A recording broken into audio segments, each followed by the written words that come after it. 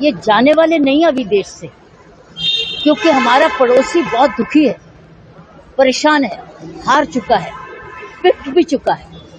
तो जो पड़ोसी है वो कैसे दर्द सहे जब तक ये चलाता न रहेगा।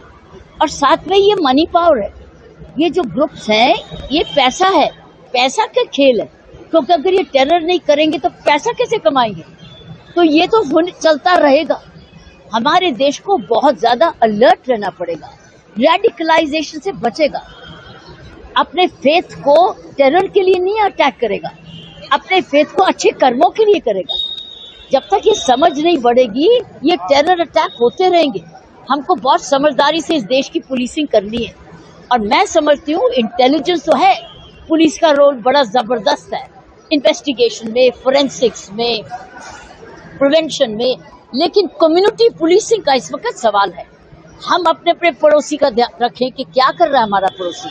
ये इतना ज्यादा सामान इतनी आसानी से इकट्ठा नहीं होता है। वो प्रश्न पूछना पड़ेगा गांव के प्रधान को, एक RWA को, रेजिडेंट वेलफेयर एसोसिएशन को, एक प्रधान को, कि क्या ला रहे हैं तो तुम मकान का, तू तो रहने के लिए आया था, तो गोदाम बनाने के लिए क्या गोदाम में डाल रहा है। ये प्रश्न जब तक हम पूछेंगे नहीं, और अगर प्रश्नों का आंसर आपको सही नहीं मिलता, सही समय से पुलिस को इन्फॉर्म करो। ये अब कर्तव्य है हमारे देश का। अगर कोई विद्रोह, अगर कोई गद्दार नहीं रह रहा इस देश में, ये गद्दार है। अगर गद्दार देश में रहते हुए भी गद्दार बनता है तो फिर हम इन गद्दारों को पहचानना पड़ेगा। गद्दार कोई भी हो सकता है, लेकिन अगर गद्दारी करता है देश में ही पढ़ता है, देश में सारे बेनिफिट्स लेता है और देश को मारता है, तो इसका इलाज पड़ोसी अलर्ट पड़ोसी।